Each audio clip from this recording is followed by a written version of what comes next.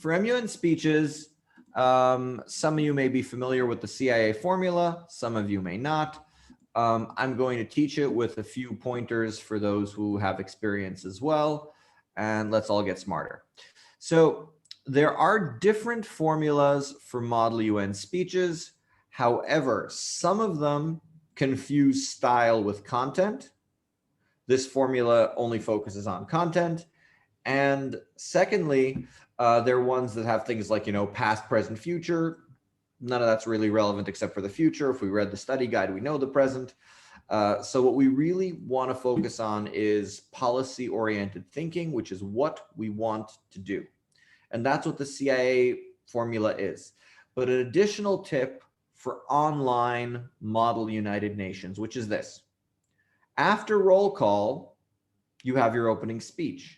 And only after everyone's opening speech do you actually do anything which you didn't come prepared for. And in that time, which can take up to an hour, you have time to watch everyone else, see that, you're not the least prepared person there, quite the opposite. You're able to, learn a whole bunch of things from a whole bunch of people and see who else is around. So there's actually a lot to benefit from having your opening speech done well, because you make a really strong first impression and then get to learn about people until the committee gets started. So there are a few considerations. When we walk into a room in real life, people look at how we stand, people look at how we talk, people people watch how we sit in a chair. If we're bored, for example, I could point to some of you right now. The problem is, second I do, you'll all get, self-conscious. But I will say, as an example, like Egypt's up here, you look bored. Australia, you're pretty much off screen. I don't even see you. So you don't need to fix your position right now, but keep in mind that this is your first impression, like you're walking into a room. However, our being off screen just shows we're not careful about our screen presence. But once we open our mouths, once we start making our first impression, this is where the opening speeches are critical, because in Model UN Online, it's the combination of walking into the room and your opening speech. It's not like your speech can correct for a bad walk-in. It is your walk-in. Your first impression is when you say present and voting, which you should, have your hand on the mute, and they're coming through. Okay, we have, Alex, Bell, Cami, Daniel. Present and voting. Quick unmute, be ready on time, speak clearly, wait for your opening speech, give your opening speech, and then you move on. So the opening speech is a great first impression to make, which you completely control. And this ties into be aware of your camera presence, have a good light on you, have a good microphone. I have a microphone here off the screen right below my face, because if you can't hear me well, that makes me a less good Model UNer. So first, make a strong impression. An opening speech shows that you researched, have good ideas, and are a good country to work with. So all of these things come from one speech, which is really 120 words. That's it. That's your opening speech. Okay, so we want to show that our 120 words are great. How do we do that? So CIA stands for the following things: clash, information, action. Your speech should be probably 90-something% CIA, and then a little bit of a soundbite if you want to add something, like, either, some adjectives or some kind of flair. Let's get into the content. Clash is what we're talking about. This is one sentence, the first sentence of your speech, where you say what you want to do. Okay? So clash, let's have someone read. MUN, please read. Okay, what is a clash? Clash is a statement expressing what you want to do. Statement, a definite, clear expression of something in speech or writing. Statement gives a position or negative context. Your clash needs to show clear opinion and good/bad. Excellent. Very well done. Okay, so a clash is a statement what you want to do. Hatzara. It's where I state this is what I want to do. Now, very dangerous to have a flowery introduction before your statement. For example, let's say our topic today is, let's see, Brazil. What's your topic in UNODC? Alon, what's your topic? No, wait. About bordering and no, refugees that are running across borders. Okay, refugees across borders. Yeah, okay, so I think so. if my plan is right now to add more security cameras on the border, let's say that's It's what I want to do. Daniel, it's trafficking. Trafficking? Okay. Yeah. So I still want to put cameras on my borders. Listen to the difference. Dear delegates, the topic of trafficking across borders is extremely dangerous and harmful to people. We think it's important that we come together to talk about this important issue, and that's why Brazil proposes that we put cameras on the borders. Versus, dear delegates, Brazil thinks we should put cameras on the borders. What's the difference there? About 15 seconds of filler that isn't needed. Your clash should be your first sentence. There's a rule for TED Talks, which is your audience is most engaged at second number 1 and losing attention from there. And you have a few seconds before they start thinking of their own shopping list. And listening to Model UN opening speeches is really tough because each one is packed full of information and you're going to hear 30 of them in about 45 minutes. So you, first of all, you want to be writing them down. You want to be taking notes. And after that, you want to be ready. And you want to make sure that if someone stops listening to your speech after 10 seconds, they at least know what your clash is and they want to know your position. Okay, so clash, your first sentence, what you want to do. There should not be the word and is already 2 ideas. It's one thing that you want to do. It answers the what I want to do question. France, is that a question? Yes. All right, what is your question? So should we present the solution and then the problem, or should we present the problem and then the solution? I say present the solution, do not present the problem. The whole committee knows the problem. You can frame the problem within the issue, but even there, through your solution, you're probably going to say it. For example, if my problem is smugglers trafficking people across the border at night, when I say I want to put cameras on the border or cameras with night vision, I explained what issue I want to focus on. If my problem is, people kidnapping in countries, if my policy is to give police the rights to arrest kidnappers in cities, I've already brought that. Reframing the problem has a place sometimes, but I'd say definitely solution problem if you're changing the problem. If not, then just go with solution. Remember, and by the way, what's your name? Rotem. Rotem makes an amazing point, and that's this. Problem solution exists in many places, but in Model UN, we hopefully all read the same study guide.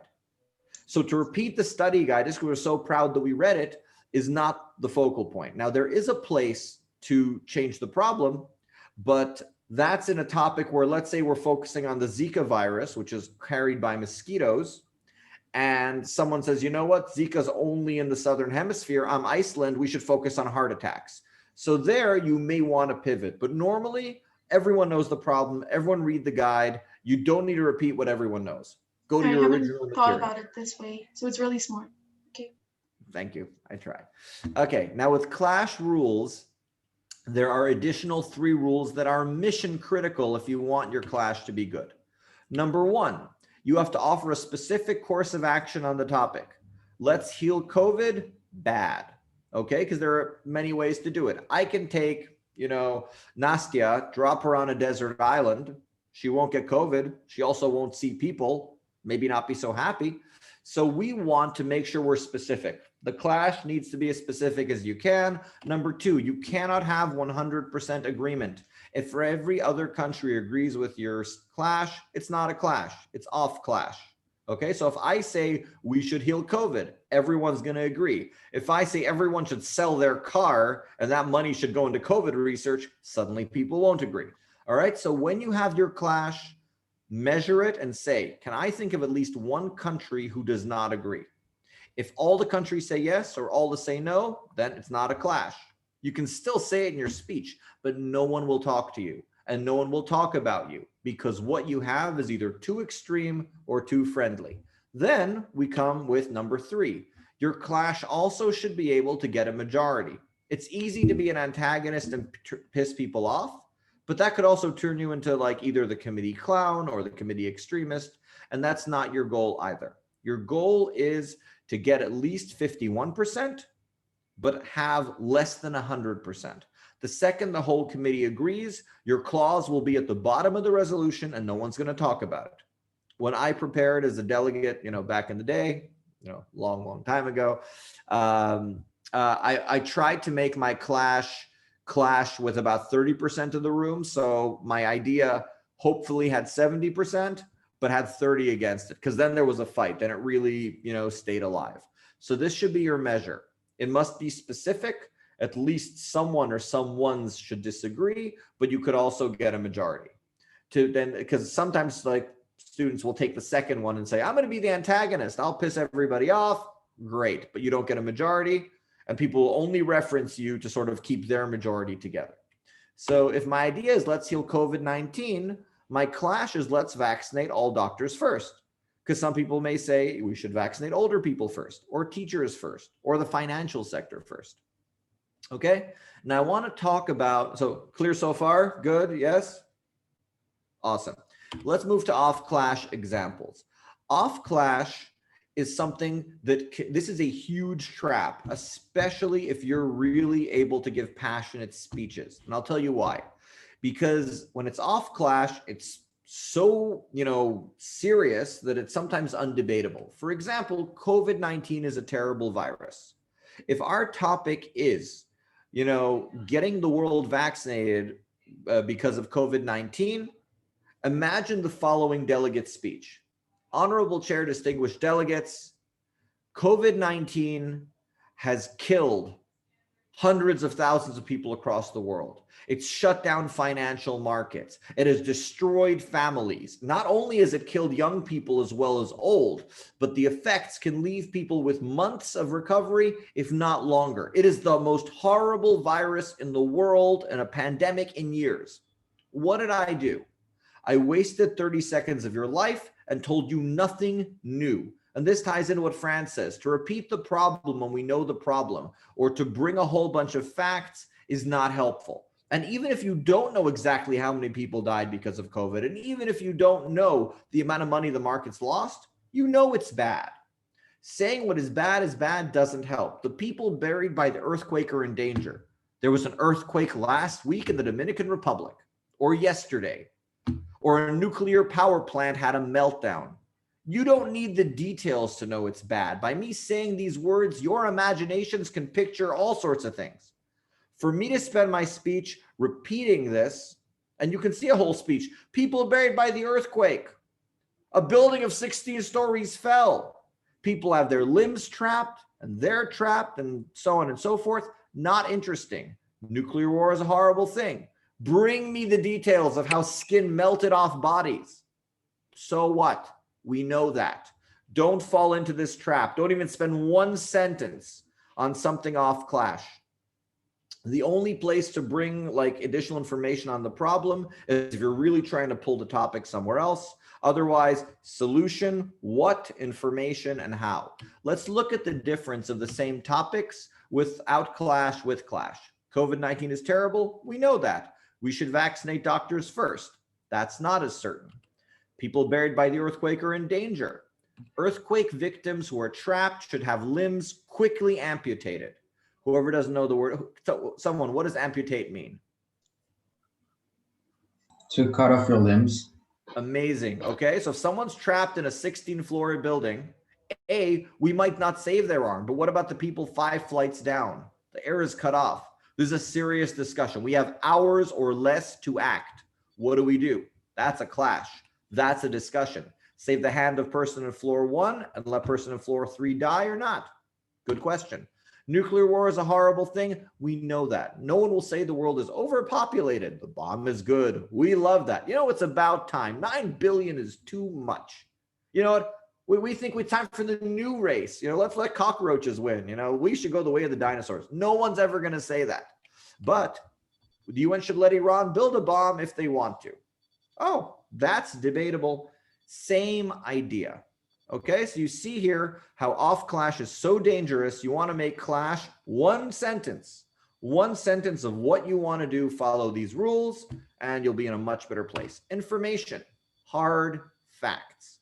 Okay, hard facts is something we normally forget to put in, but we definitely should have. And this is numbers, names, and dates. Don't say the president of the Philippines, say Rodrigo Duterte. Don't say the capital of, Kazakhstan, say Almaty. Use specific numbers and names to make things sound more credible and show your research. I'd like a volunteer to read. I would like to read. Okay, wonderful. Harel, please read the following joke. Sarcasm doesn't get you anywhere. Well, it got me the Sarcasm World Championships in Uruguay. How do you say that? Uruguay. Okay, Uruguay in 2018. Really? No. All right, very good. Glad some people are smiling. But this is the lesson from this thing is all it takes is a number and a name to make something sound real and stronger. Sarcasm doesn't get you anywhere. Well, it got me to the Sarcasm Championship. Sarcasm doesn't get you anywhere. Well, it got me to Sarcasm Championship in Uruguay in 2018.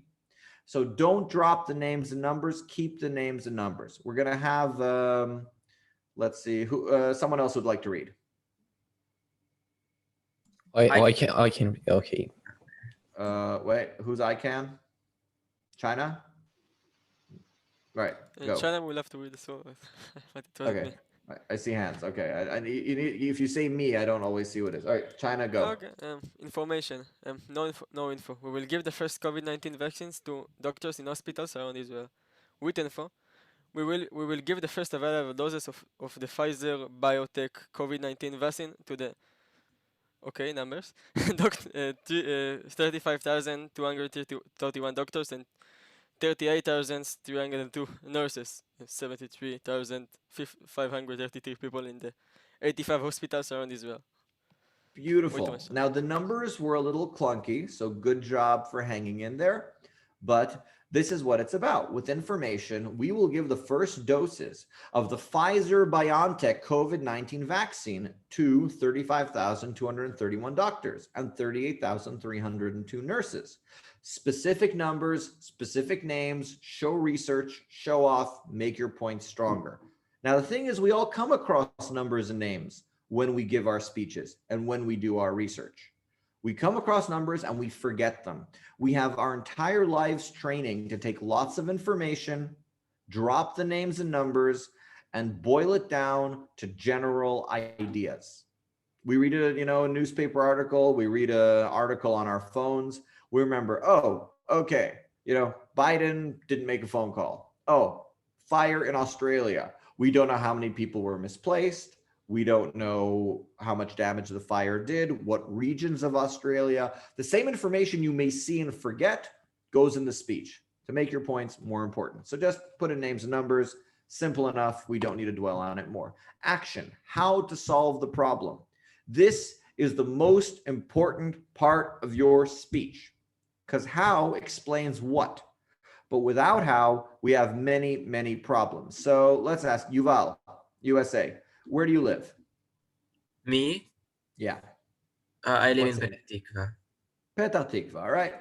So the call to action is a smart, practical solution to solve what we're talking about. Who should get the vaccine first? Doctors, older people, the finance sector. And this is key. Clash, very important. Information, very important. But without a call to action, I could say, you know how we're going to vaccinate all the doctors? We're going to go and send all the medical personnel to Yuval's house in Petah Tikva. I hope you have a lot of parking because you and your family are going to be giving shots to people until all 73,000 have been vaccinated. Amazing. Amazing, right? Yeah, I'm on it.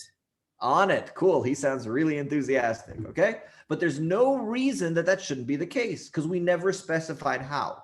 Now, calls to action. This is why for your speech, for a good opening speech, your call to action should start halfway in.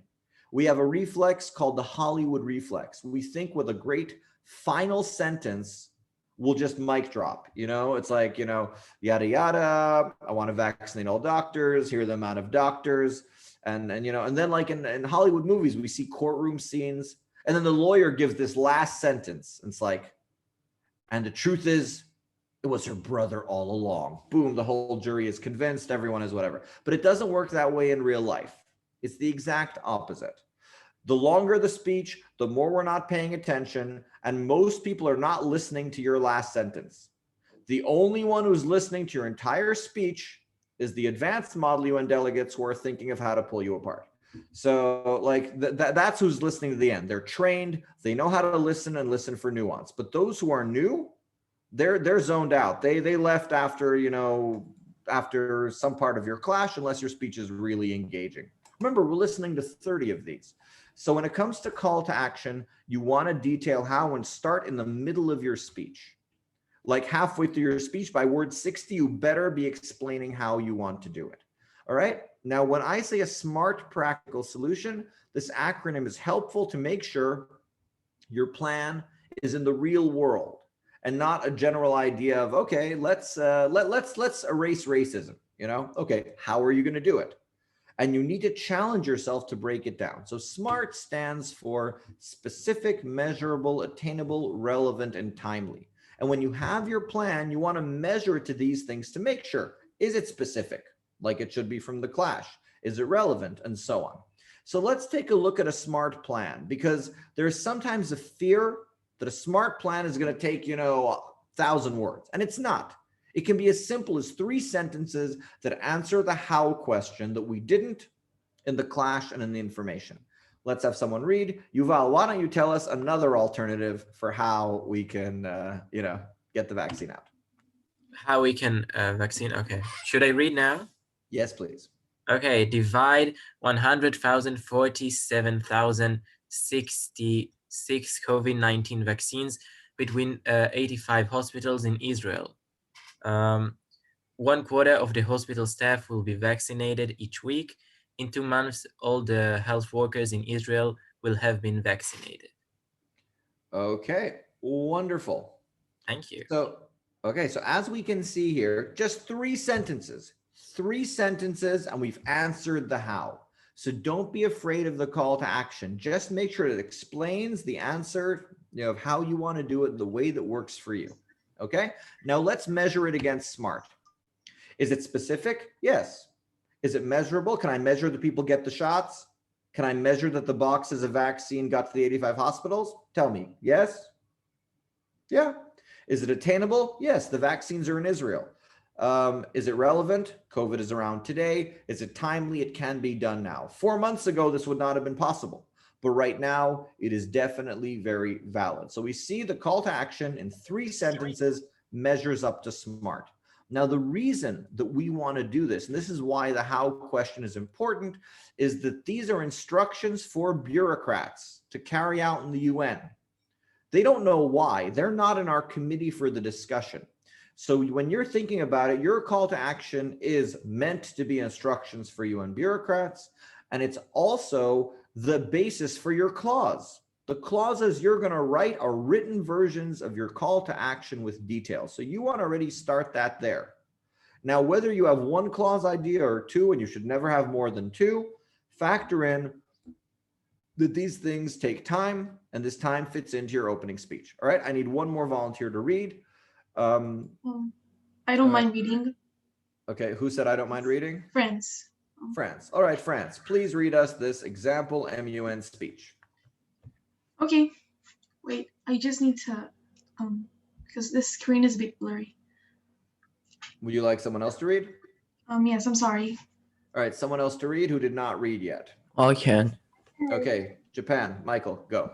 Our distinguished delegates, we should vaccinate all doctors first. This is achievable. Israel has received millions of doses of the Pfizer-BioNTech COVID-19 vaccine and can specifically designate the 147,066 doses for the 73,533 doctors and nurses working in Israel. Our plan is to divide 147,000 2,066 COVID-19 vaccines between the 85 hospitals in Israel. Once the 1/4 of the hospital staff will be vaccinated each week over the span of 2 months to ensure everyone gets their dose. Let's work quickly to protect those who protect us and make sure all medical staff get vaccinated today. Beautiful. That took 42 seconds. This was CIA in 94 words, which means there was information, there was time for additional, whether adjectives, sound bites, more information in the information section, another line in the call to action. So you can see here, as we've tracked over the process of our CIA speech, the explanation, as you see, it's 1 sentence, 2 sentences, 3 sentences, and a closing soundbite that repeats the idea. I'll also add for online MUN, repetition is quite important because you never know when your camera and your mic are going to cut out. The internet gods may decide they're not happy exactly during your opening speech, and a lot is going on. So repetition of your clash 3 times in your speech is nice, and I'd say pretty important if you can squeeze it. You want to repeat the main ideas. You want to be clear so that if someone starts listening in the middle of your speech, they're also going to be able to understand and hear what there is.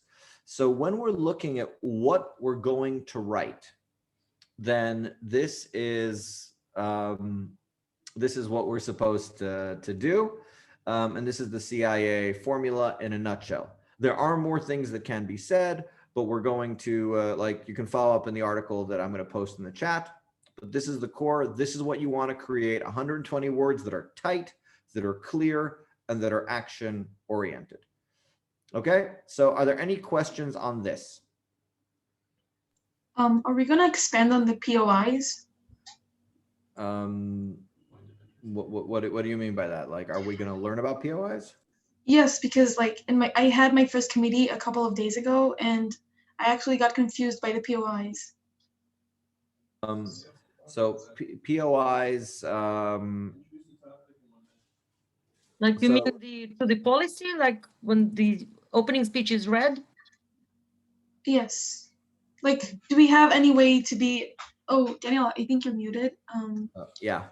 I was just confused about the way that we should be prepared for it, or should we just do it in the moment? Yes. I think, look, I generally say write down your point of information before you ask it, unless you really have no time. That makes sure what you add is, tight and organized. I would also say, I have a whole class on POI strategy, but you should all bug Bronya to add it into the prep session. I would say this. The very short answer is for POIs, there are 3 types of POIs. There's clarifying what the person said, challenging them, and POIs to support, which means a question to make them look good. And they're all very important. We normally fall into sometimes clarification and mostly just trying to attack the other side. And that's a big mistake, because then you leave the airtime open for only the most critical players, not what you want to do. What you want to do is actually try to give your allies more speaking time by asking questions like, really, can you tell us more about how your plan is going to help 500,000 people a day, recover from starvation? Throw them the ball. I'll say that in Worldman, when I competed there also a while ago, when we got up for the panel of authors to present our resolution, and there were 200 delegates in the crowd, we knew that this was make it or break it, because some people were not paying attention, on their phones, asleep, and this was the first time they were seeing us presenting our draft. So we wrote down 3 questions meant to make us look good. We wrote it on pieces of paper and sent it to 30 of our allies in our block. So when people were asking questions, the hands that were up, many of them were our friends. And 2 of those questions got asked, and on a 10-minute panel of authors, half the time was questions by adoring fans making us look good. So strategically, early on, even if you're not set as allies, throw some friendly questions. That definitely helps, and definitely later on.